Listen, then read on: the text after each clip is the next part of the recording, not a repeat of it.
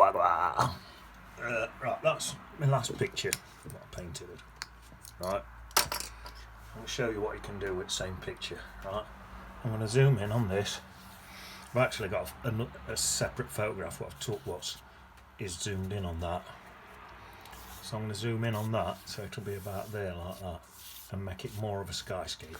So on that page of it, pin it back and I'll crack on.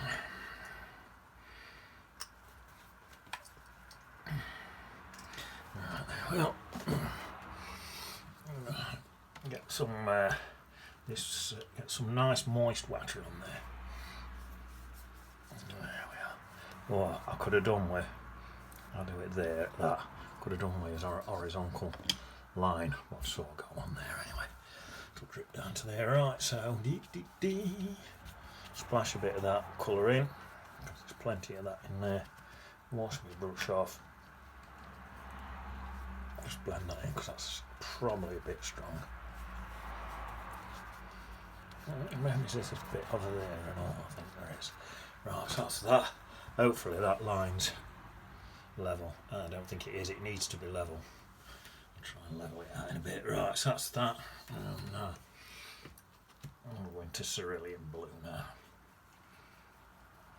Quite strong.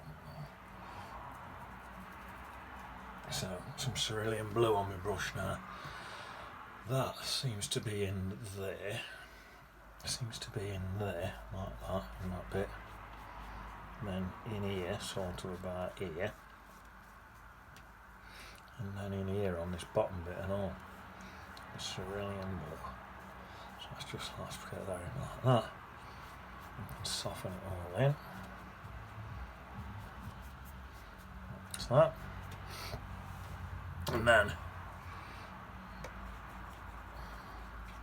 there's some purple stuff in here. Something like that. And there's a lot of white. So I'll have a white cloud there. And a big white cloud here.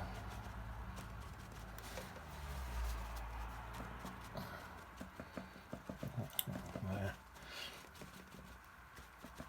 White clouds in there, I think.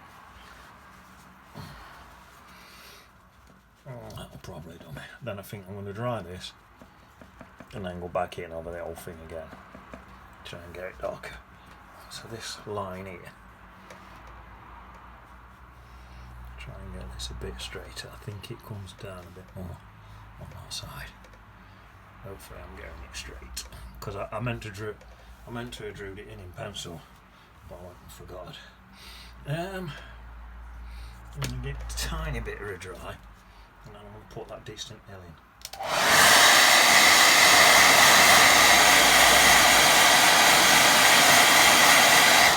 See how I only dried on that side? That's because I'm going to put that hill in a minute and I want it to soften in on that other side.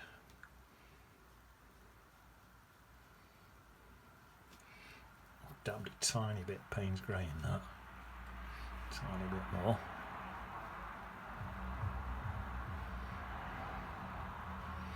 There, back into a tad more blue, so I'm varying my colours.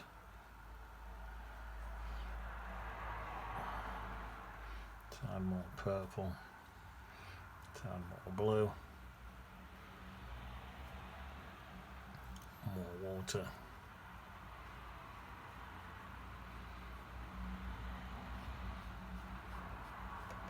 Something like that. Because it does literally fade off into note. But let me just come in a tad more in about there so it disappears a bit. And then let's get a tiny bit more in about there. Look.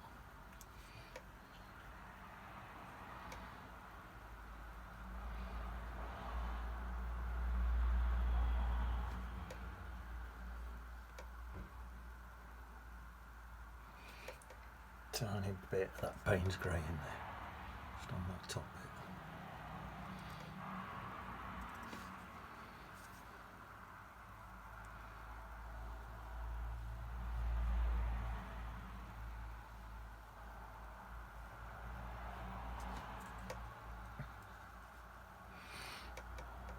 faded off completely on that top line. That's better.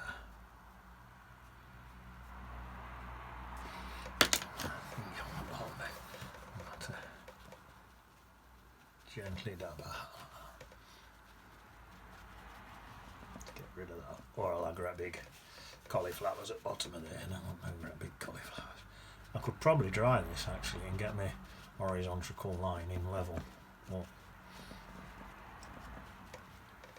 I actually hope it's about right. Right, so that's that. Now then.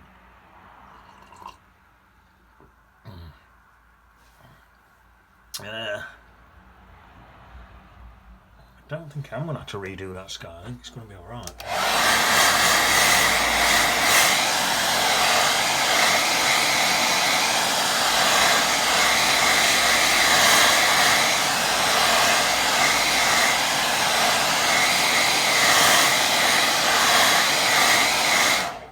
I thought I'm going to have to take it darker, but I don't think I am. Right, so now I'm going to get a load of that cerulean blue.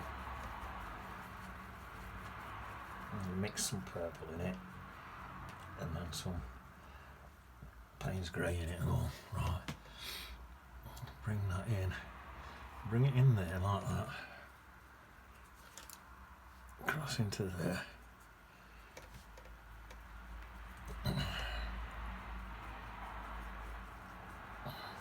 I've gone into Payne's grey and burnt umber now, so that's too blue, far too blue. Cross into there. Across there, across there.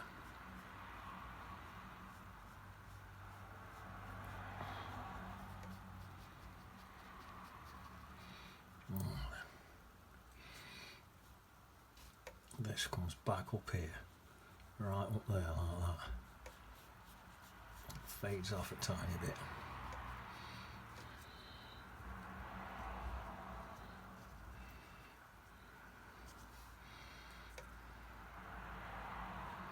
Don't fade off quite that much. So pop a bit back in, and then here, this bit here, it's pretty strong. It comes up to a point there, and then down like that.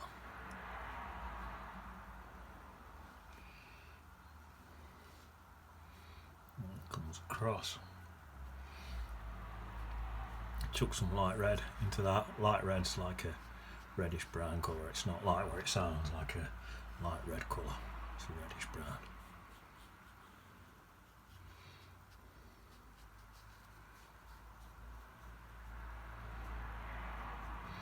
Oh.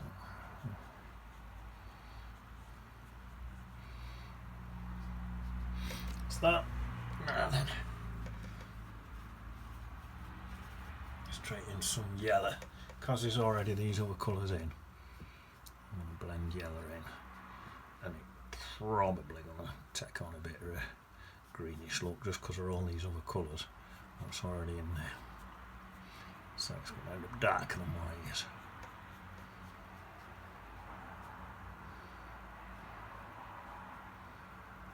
Let's see. If that dries slightly too yellow, I'll go back over it with a bit of green. Right. It's looking pretty good. It's going to be a really simple one, this one. And quite often these simple ones at best. Right, this Watercolour. It's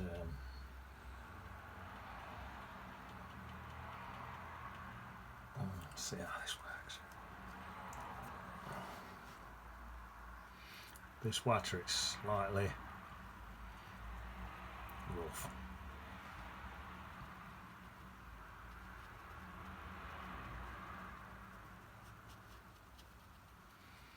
So with slight ripples and stuff in it, so I'm hoping to get a light effect from doing this and leave some tiny gaps of white for tiny ripples and stuff.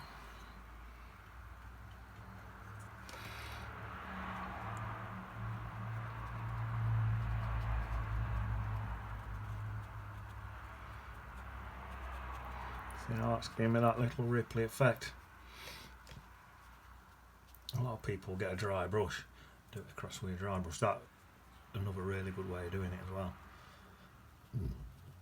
Actually, if I wanted to do this dry brush, because I want it a pale colour, I'd have to use thicker paint or take the colour darker. But how I'd get around that is I'd mix it with some Chinese white. And then I'd get the thick paint, but the dry brush work. That's that. A bit of blue here now. It's got a tiny bit of that purple in it, tiny little bit.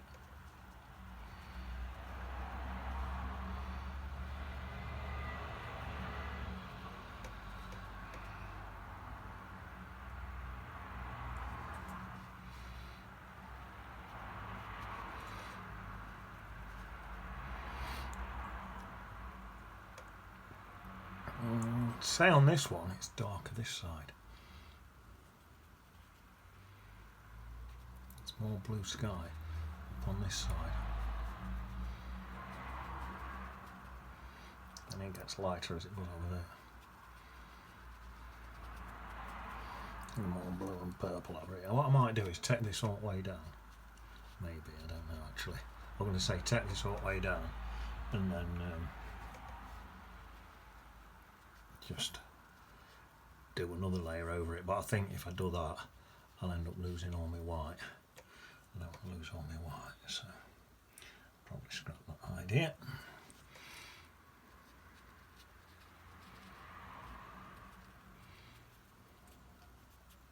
There's a lot of white sparkling through this, so I'm just doing it like this. Some people will do it with one scoop with a big brush, dry paint on, and the brush separates that. I tell you where that works brilliant, on proper watercolour paper, because it's got a rough surface. You get a brilliant finish doing that.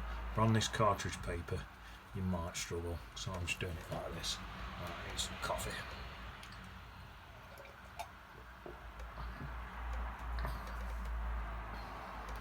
There's no right and wrong way. You can experiment with it. If you've got proper watercolour paper, have a try of doing it like that.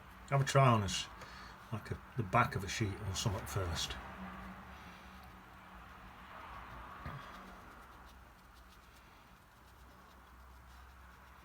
Well, I've got a slightly darker colour there. See how that's gone slightly darker there? As I'm coming forward, I'm going slightly darker.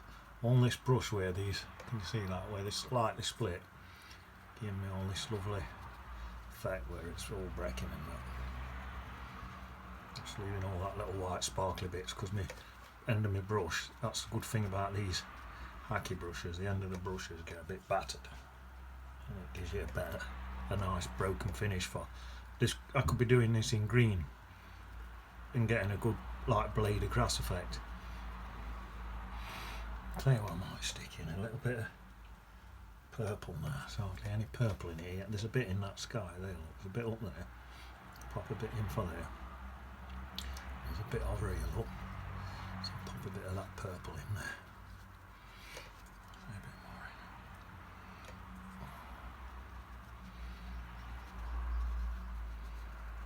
in. There's some little bits sort of in there and all, so I'll pop a few bits in there.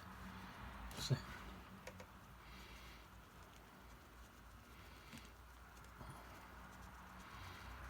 Try and keep it parallel. I've gone that's going slightly at an angle like that, so now I'm pulling it back again.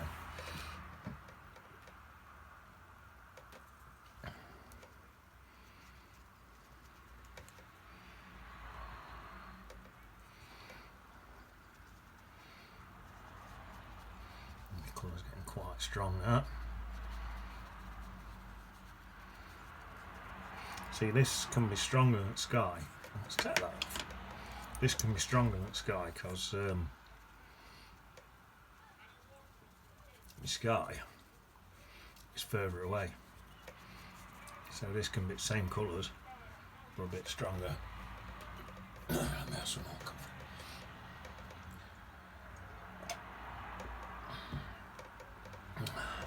A bit more. Is that purple? No, not really. Tiny few drops of that purple in there, I'm thinking. That's it. And wash that brush out and soften that. It's a bit too strong.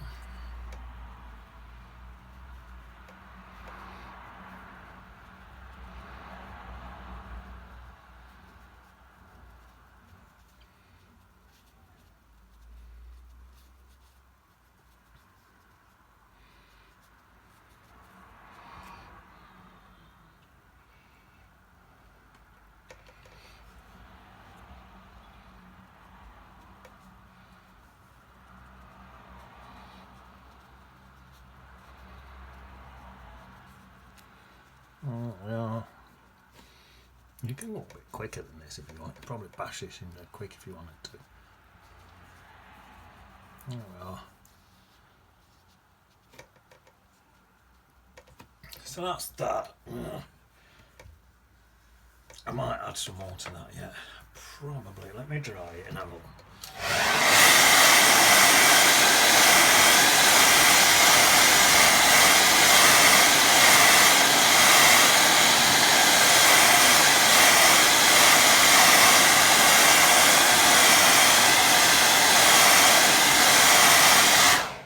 See how that looked quite yellow when I put it in? Because it's mixed with colours that were on my paper.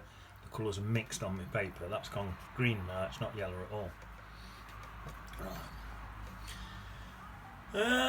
Right, I'm going to come back in if it's looking a little bit faint back there. I'll clean my brush altogether, get some more cerulean blue. Still a really, really wet brush. Well, wet. I've just dried my brush, but then gone into really wet paint. My brush dribbling everywhere. But there, no, that's better. Just a little bit darker. I've got to try my best now because it's my second one. I really don't want to just end up killing all this white.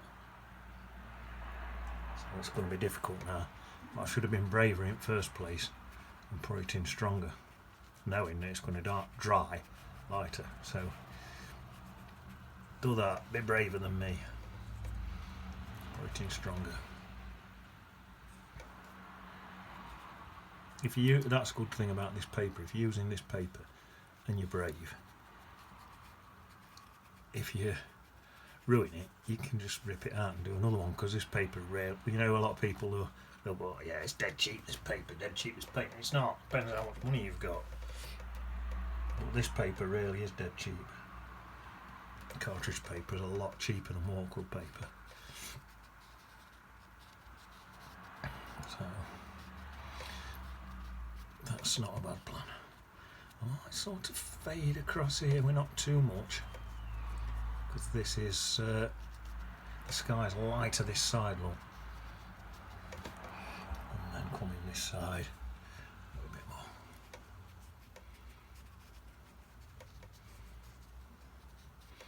I'll sit back in a minute and have a look, because that's a brilliant tip, is just to keep sitting back and having a look. A lot of people hold these brushes there, which I could be doing actually. In fact, let's do it. I'll hold in my brush right at the end. I can sit much further back. I don't particularly need any dead good control there. I'm only dabbing. You can do that sometimes when you're more random. Getting random dabs now, you see. You get a better look when you're random rather than when you planned. So I'm sat right back now, so I can see a lot more of what I'm doing. It's better. So I think tiny tad of purple, just in places. Just with my brush around, just in a few places. That, because I'm sat back, I can tell straight away it's too strong. I might not have noticed that up close. Blobbed all the way across it because I'm sat back. Now I'm also noticing now, because I'm sat back, I can see it. This area here, there's not much sparkle. There's plenty there, but so I don't want to cover too much over there. So I can stop dabbing there now. A bit more cerulean on my brush.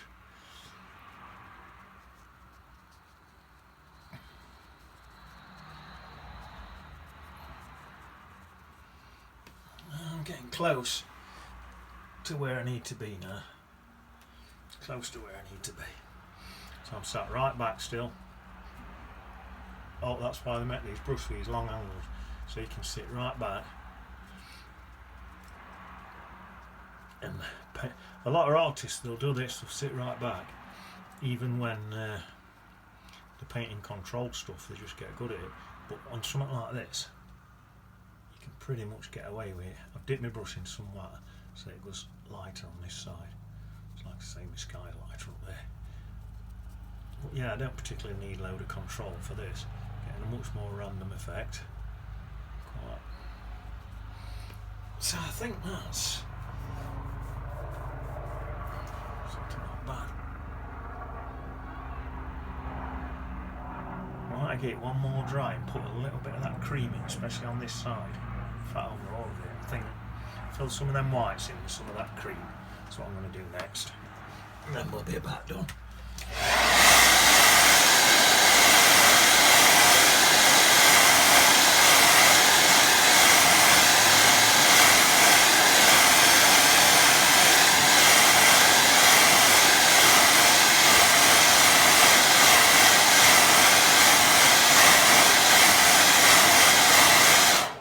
Put a few boats in then and I'll be done.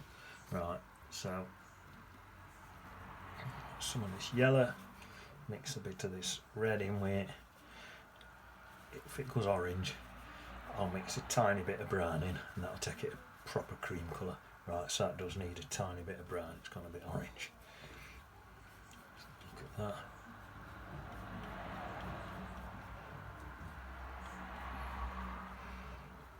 Squeeze my brush out, that looks perfect to me. Oh, that's, yeah, that's a lot better at that. Right, tips in some. This is, I've dried my brush, but hold the back here again, right back there. I've dried my brush, but my paint's really watery. So if that brush were full of this colour, this would be going everywhere and just dripping everywhere. So. And like that bit there, just dip my brush into some water now, soften it in. That bit there you can see is quite strong, so now I'm softening it with just water on the brush now. I'm sat right back still so I can see what I'm doing. See how faint that is? Well, that's going to match that in much better with my sky. And then if I still sit back and it's not strong enough, I'll dry it again and go over with some more blue. If I don't dry in between, this cream colour will definitely turn green. It might even turn green on top of this blue. I don't particularly want, but if it did, it'd still match that sky because the green had been made up from the colours of that sky. So it's still would sit together well as a painting.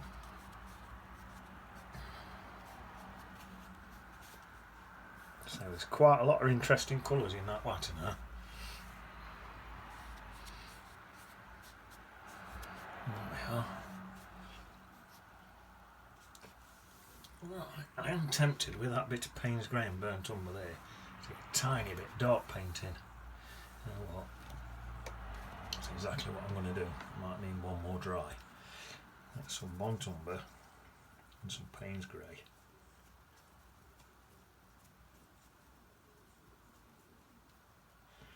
Squeeze that out. So I've squeezed it out. Clean my brush. I'm just going to get a damp brush. Get some of that, might be too damp. Just wiping that on my tea towel. Tiny bit of that on the end, see what it looks like. Just a few bits of them. There's some, like as the water ripples, you get a shadow underneath the ripple. And that's what I'm trying to get here.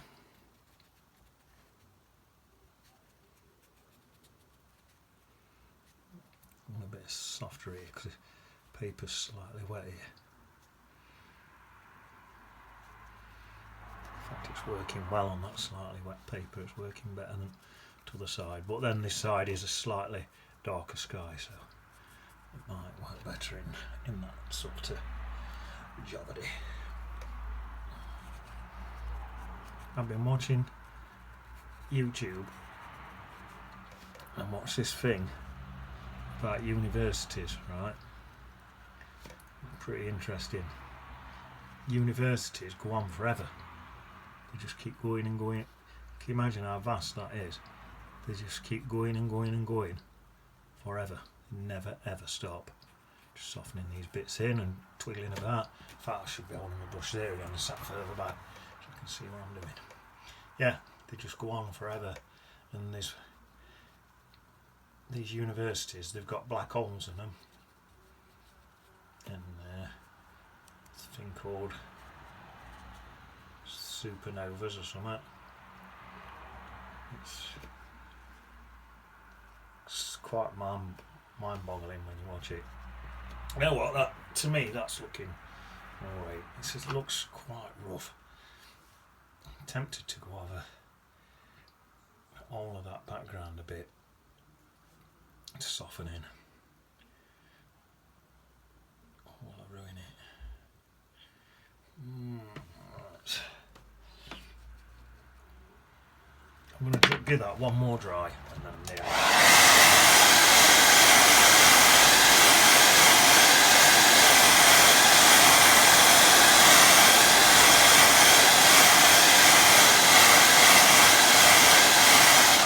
Stretch my paper, so it's all gone cockled everywhere. I think I need a couple of clips on here.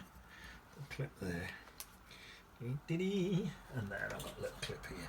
Stick that on the bottom. Stick it there. Look how cockled that paper's gone.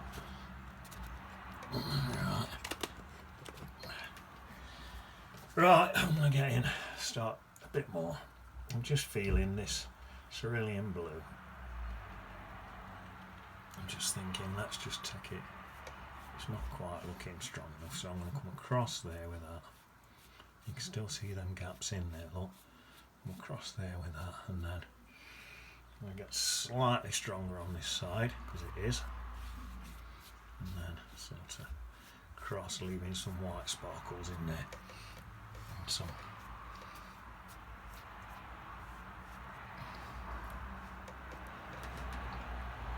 That's done it. I think that's enough. Maybe some darker blue just down here, maybe. And take that into some of this stuff. Like that.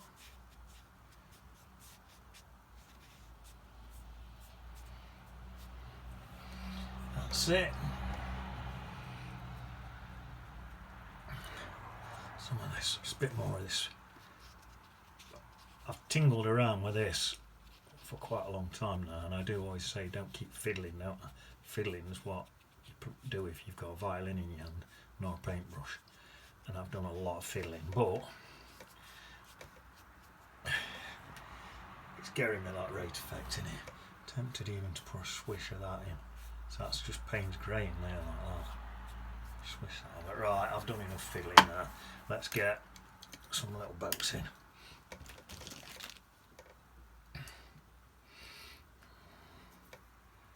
I've gone neat into designer's white gouache.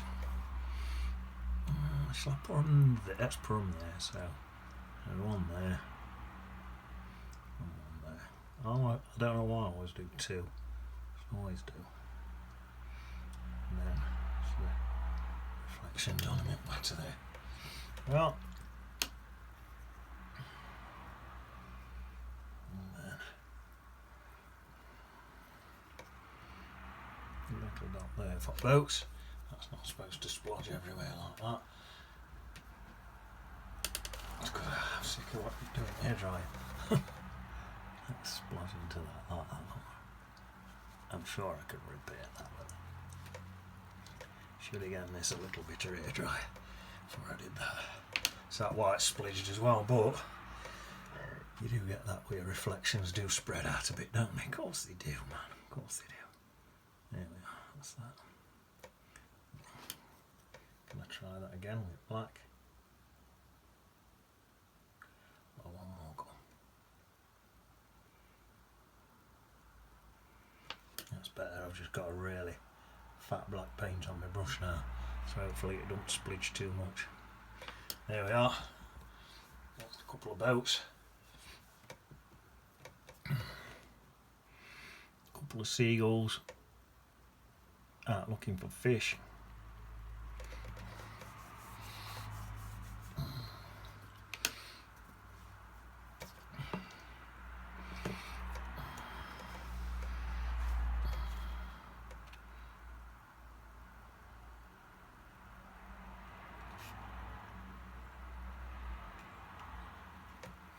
There you are.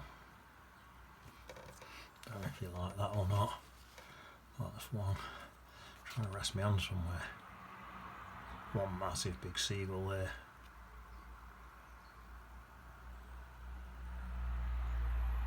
Looking for fish. Now that seagull, right,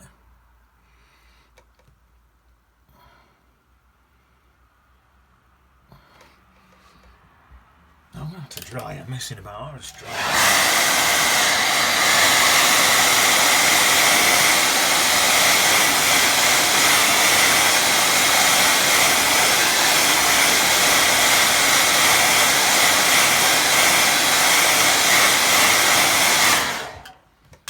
Put that boat in 20 times instead of just drying it. Alright, that's that boat in there. It's in there. That's my seagull in as well now. What of that? Now it's dried a bit more. Right, my black will not move now. I'm put these dots in at the bottom. It better not. Say it better not. I don't know what I'm going to do if it does. What I'm going to do is smash my painting. Right. Yeah, that's alright.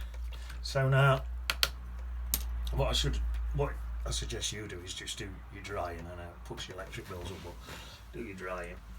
So that's a couple of little boats, seagull. It's the same picture as the other one really, but just zoomed in on it. The sea's nice and rough. Took ages tiddling about with that. I could have done that a lot quicker. Nice big seagull there. That seagull's closer up than them boats. It's not a pterodactyl, and it's like 12 times as big as a yacht. Them boats are further away. That seagull's quite close. That's the idea. So down here, there's probably a beach. So what's the on beach? Wow.